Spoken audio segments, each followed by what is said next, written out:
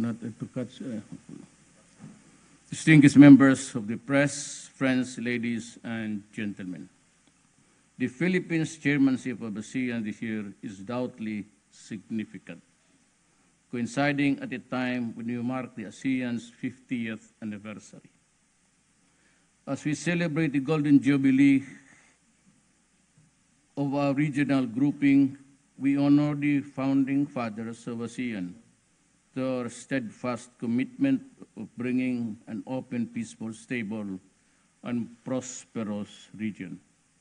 Our theme, Partnering for Change, Engaging the World, reflects our common goal of realizing an integrated and resilient Asian community, actively leading and advancing political security cooperation, economic growth, and socio-cultural development in the global arena. At the 30th Summit of ASEAN, we are engaging in a productive and fruitful deliberation of ASEAN's work in the community of building process. We also discussed the implementation of the blueprints and work plans of the three community pillars: the political security community, the economic community, and the socio-cultural community as we work towards the realization of ASEAN Vision 2025. We exchanged views on regional and international issues of common interest and concern. We acknowledged the importance of ASEAN cooperation in addressing issues that affect peace, security, and prosperity of the region, including terrorism, violent extremism, piracy, human trafficking, and illegal drugs. We had productive engagements with our parliamentarians and the youth of ASEAN, who are vital components in keeping the engine of ASEAN growth running smoothly. We look at the progress of our cooperation with external partners and the future direction of ASEAN's engagement with them, noting the importance of ASEAN relations only bear fruit if cooperation is anchored on mutual respect and benefit. Earlier this afternoon, we signed an ASEAN Declaration of the Role of the Civil Service as a catalyst for achieving the ASEAN Community Vision 2025. This underscores the essential role of civil servants in building and nurturing community. At the 30th ASEAN Summit draws to a close, we also acknowledge the need to deepen awareness and instill a sense of community among the peoples of ASEAN. We look forward to the full and active participation of all ASEAN citizens for them to effectively play as key partners for positive change in the regional community building. This is, that ends my statement. But the chairman's statement will be released next year siguro. Maghintay kayo. Later tonight. Maybe before the banquet. Are you invited there?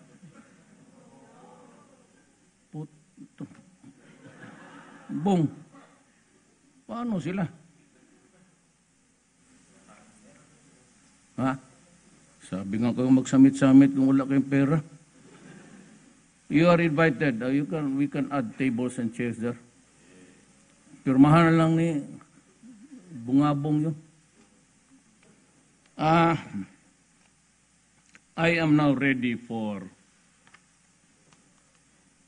dinner. Is 8:45. I'll give you until 1 o'clock this morning to come up with. I'm ready to answer questions. Mr. President, we have a question from CCTV, yellow. Mr. President, my name is Huang Zhenzhen. I'm from China Central Television. I know in the coming May you are going to China to attend the Belt and Road Forum of International Cooperation. That's correct. Yes, and of the 10 members of ASEAN countries, there are totally 7 countries will go there, including the Philippines. Also will going to Beijing to attend this forum.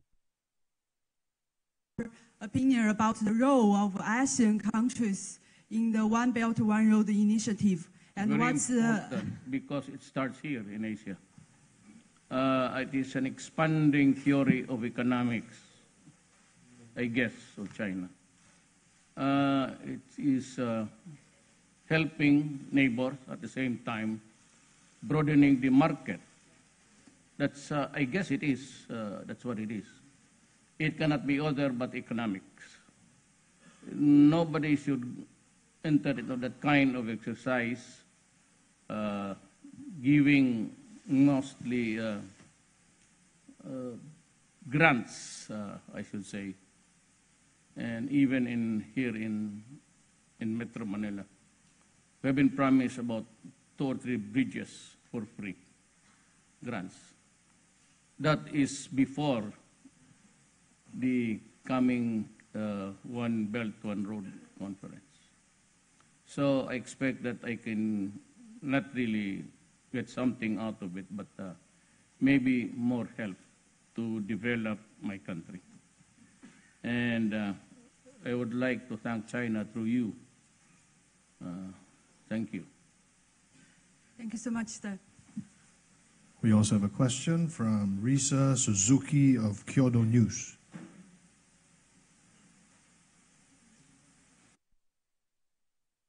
Hello, sir. Yes, I'm ma'am. Risa from Kyodo News, Japanese news agency. My question is on the North Korean issue. North Korea has fired a ballistic missile this morning, and I would like to know what kind of discussions were held in today's meetings regarding North Korea and the current situation of the rising tensions in the region. And another question is, I would also like to know if you have proposed anything to your counterparts about how the U.S. should involve in the issue. Well, the countries of ASEAN, or ASEAN as a word, is extremely worried. Seems to be 2 countries playing with their toys, and those toys are not really to entertain. And we have to caution everybody, including those who would give the advice to the 2 power players, because they have the nuclear warheads, to just show restraint. And it behooves upon America, who wields the biggest stick, just to really to be prudent and patient. We know that we are playing with somebody who releases letting go his missiles and everything. I would not want to go into, because I really don't decide. But he's putting Mother Earth, the planet, to an edge. If one miscalculation of a missile, whether or not a nuclear warhead or just an ordinary dumb bomb, one explosion there that would hit somebody could cause a catastrophe.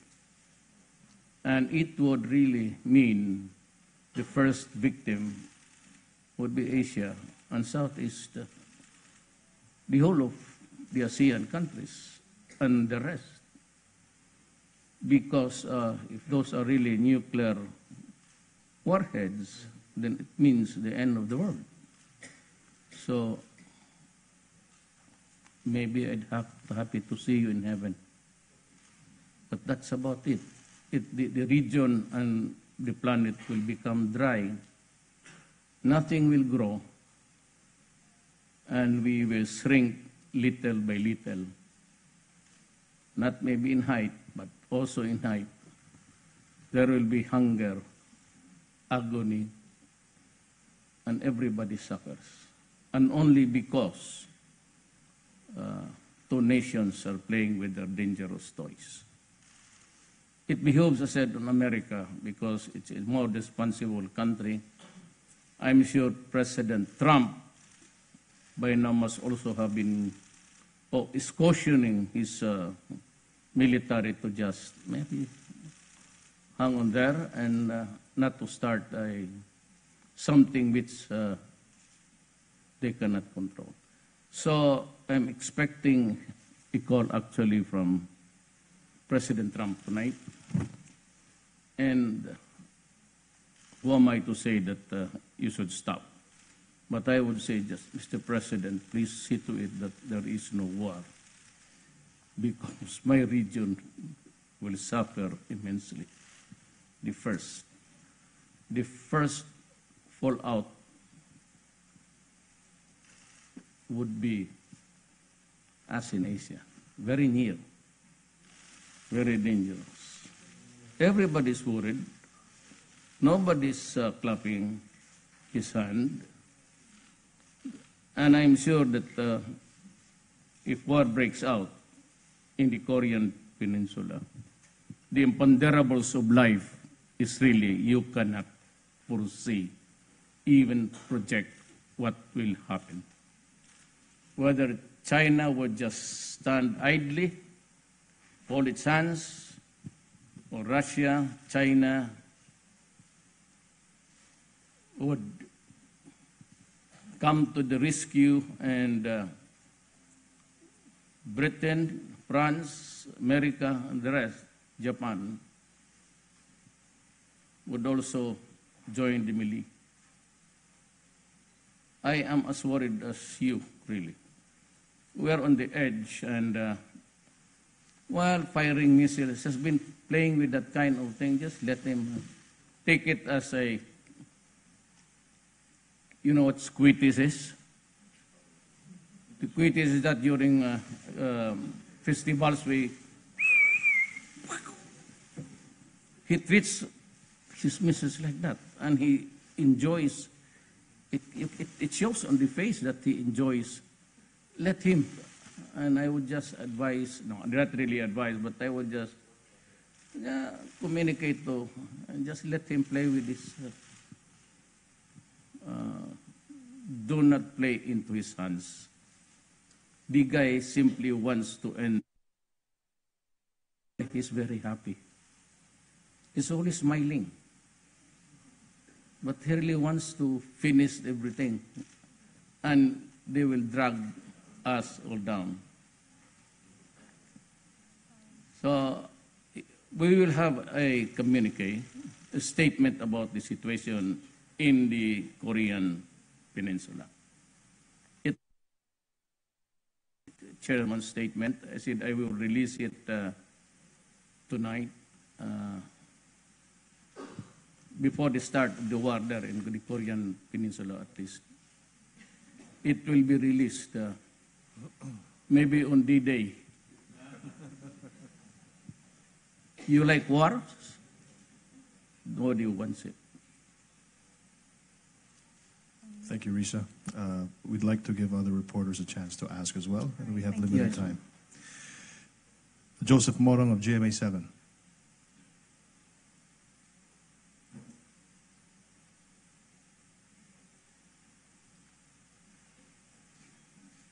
Sir, magandang gabi po. Sir, in your discussion with other ASEAN leaders, what was decided as ASEAN's next step in dealing with militarization in the South China Sea? And can you describe to us the process upon which you arrived at that decision, sir? Well, it's really was a sort of a pleading or praying. It's too late for us to be joining the fray. What for? We do not have the nuclear warheads. We do not want it. And even if it's with us, it would be almost a grotesque thing for you to add to the firepower of what is already before. That's, we'll see. Nobody wanted to really to comment except that do not start a war over there because you will drag us down. We are the innocent ones. But, I said, it's just a show of, Trump, President Trump has been really pissed off with the constant barrage over there and even the threatening words. You can really be pissed off with that kind of statement of challenging. But I said, do not play into his hands. Because at the end of the day, whatever you use or say, it's going to be a holocaust for all. So it would be good for America to just restrain a little bit. And if I were President Trump, I'll just back out. Not really in surrender, in retreat, but just to let the guy realize that please do not do it. Sir, can I shift a little bit regarding the South China Sea situation? Yes. In your discussion, sir, with other ASEAN leaders, was it easy? What was the next steps? What is going to be the next steps of ASEAN as a bloc in dealing with militarization in the South China Sea, sir? We are also asking for the conduct. That's about it. No terms of reference except that we want the code of conduct enacted by at the very least before the end of this year, so that everybody would just feel comfortable sailing there. Because if not, then it remains to be a flashpoint. China Sea and including the Middle East. Must remember that Israel fired some issues there. And if some dumbhead would retaliate, that would be another flashpoint. So you have 3 flashpoints in the world today. Okay. For those who are peace-loving, just like me, I do not want trouble. So you have to be very careful. We never talked about anything of a build-up or something. It would be useless. Actually, it would be useless except fighting terrorism. Any other military build-up today is pretty much Thank you, Joseph. useless. Okay, sir. Thank you for your answer. Thank you, Joseph. We have Christine Huang from the South. Christine Huang. Thank you, Mr. President. I'm Christine Huang from South China Morning Post. And my question is about the final statement. What's the contents about the South China Sea in the final statement? And what are the countries that want to add harsh words about the South China Sea in the final statement? No, I did not use that. You have been misinformed. I used that when we were talking about there were 4 of us. It was Malaysia, Indonesia, Brunei, and Philippines. And we were talking about the treatment of how we should react. And I said, we are starting tomorrow, so that I have to fly to the roll-on, roll-off thing.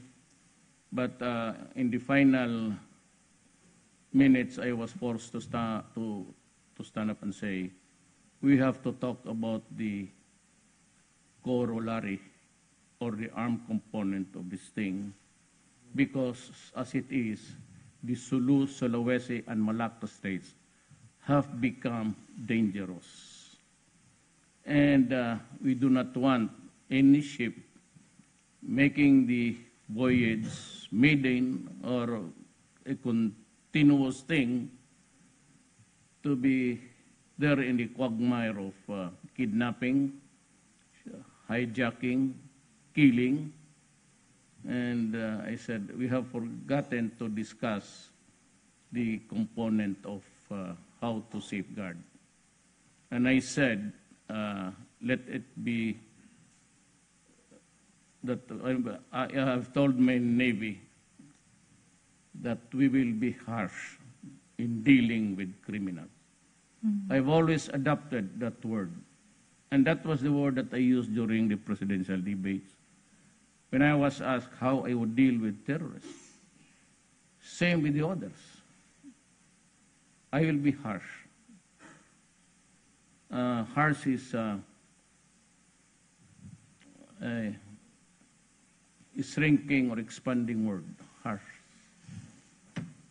Thank you. All right. Thank you, Christine. The next reporter is Ayi Makaraig of Agence France Presse. Good evening, sir. This morning in your speech, you called on your fellow ASEAN leaders to help make ASEAN drug-free. You said there's a massive illegal drug trade apparatus in the region. No, it's a slogan by the ASEAN, not mine. Okay. The drug-free ASEAN. Right. Sir, how do you intend ASEAN to address the drug problem? Do you also want the region to take harsh measures, as you mentioned earlier, and during your presidential campaign against drug traffickers? As it is, look at the penalty. Look at the penal provisions of their countries. It's death by hanging. It's only the Philippines that has abrogated or suspended the death penalty. You go to Indonesia, they will hang you. And you must remember that we have a Filipina there who was granted a reprieve, but who was sentenced to death. In Malaysia, the same thing. Singapore is no exception. The Philippines is about the only. In America, they have resumed executing criminals one after the other. And I said, I have advocated for its reimposition. During my time when I was a congressman, I objected to its abrogation. And we saved the day because somebody filibustered in the halls of Congress. Took us about 4 o'clock to finish the job. But in my time, the death penalty was not removed from the penal statutes. But I went back to being mayor, and we have this suspension of the imposition of death penalty. But all other states have been, and even in the matter of this outside of the province of penalties, but even children who commit, minors who commit serious crimes are treated as adult offenders. They have reverted back, and that is what you get for copying somebody else's criminal code. We produce a generation of criminals. Whatever was the crime, rape with homicide and robbery, robbery with rape, homicide, or homicide, rape, below 15 years old, they are not even detained even for a minute. It was a short-sighted. It was a disaster because we have produced a generation of criminals now who were the minors before, who went in and out of prison without even lectured on the sense of responsibility or accountability. That's what happened to the disaster started with Senator Pangilinan. He was the one who copied that legislation from, because in America, yes, they are not in prison, but they are sent to correctional facilities. Here in the Philippines, it was not the same because the legislation failed to provide the remedy after the arrest. And so the police, fearing prosecution, just simply, when he would say that I am a minor and he produces a birth certificate, he goes out. Even for, they were never detained even for a minute. They have been rounded up, arrested, serious crimes, and sometimes neighbor raping a neighbor, and then when he's out, he would shout it, I'll rape you again. that created the lawlessness, the Pangilinan law. I choose to keep quiet because he's a friend. But if you ask me who is responsible for the lawlessness now of these grown-up gangsters now, they were the ones who went that out. You copy something, but you copied because of provided the billions needed to place them in correctional, just to be lectured on responsibility and duties. Because I heard it was Osing Chi. They said that if there is every right, there is always the responsibility.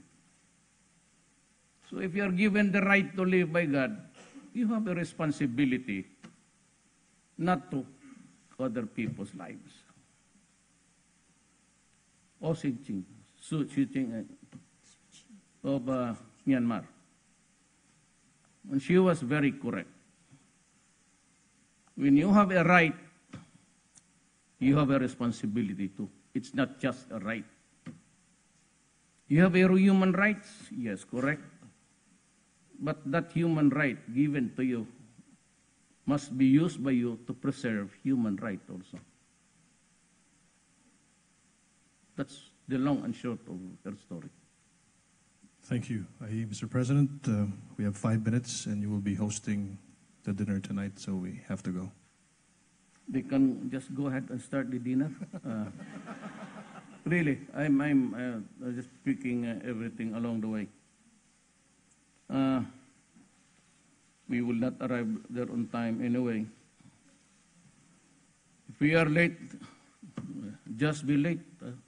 Anyway, we're already late.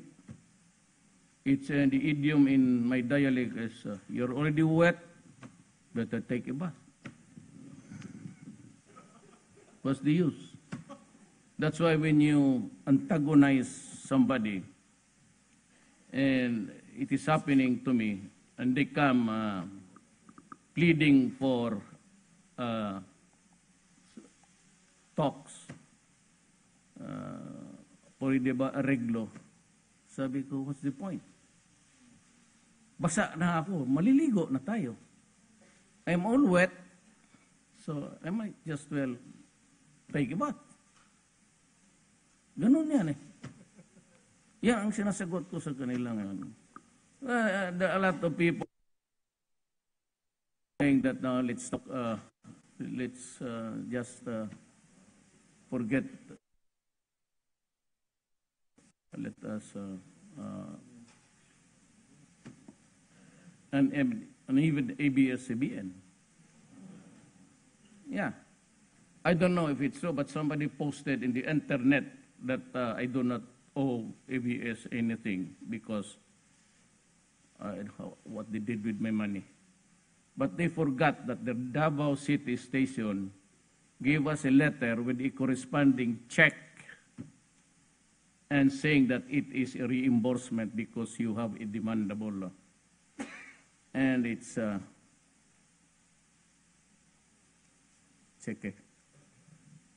Not a check.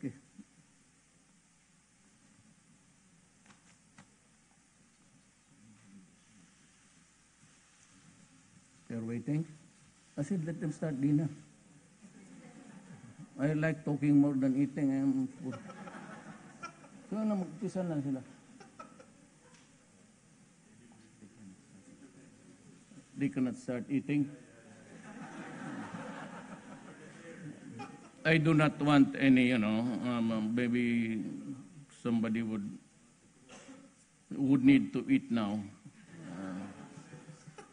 So, let me talk about it in the next, about this check. I will give you a copy.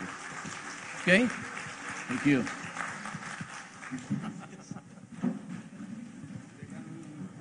I am not trying to be a show-off, but I've noticed that whenever, after every conference, a lot of mostly women who want to have a picture with me. So women, come up and we'll have the picture.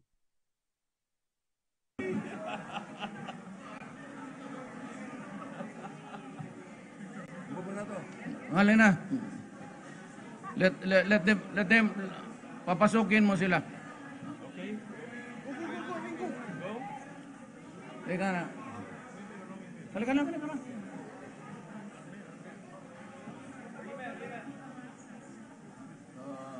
Hi. Yeah, okay. So. One. So, teka mo. Yes, a question? Come. Oh, come. Come, I said. Come near, not come.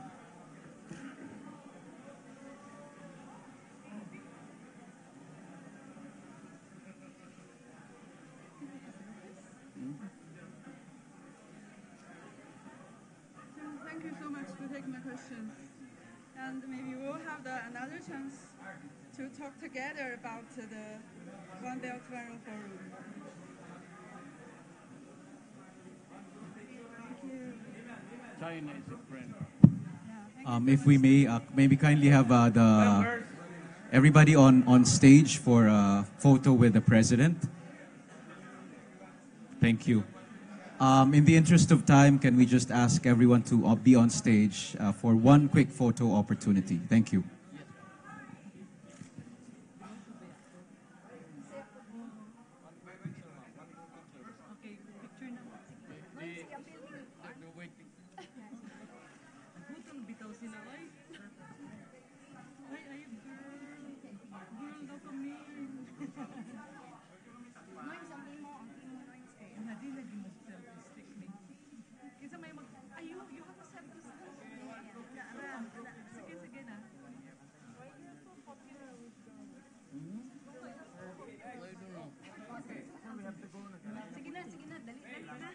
President here.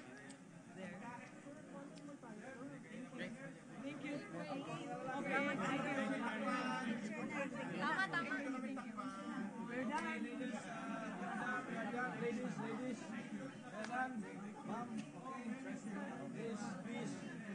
Guys, okay. It's the turn of the guys.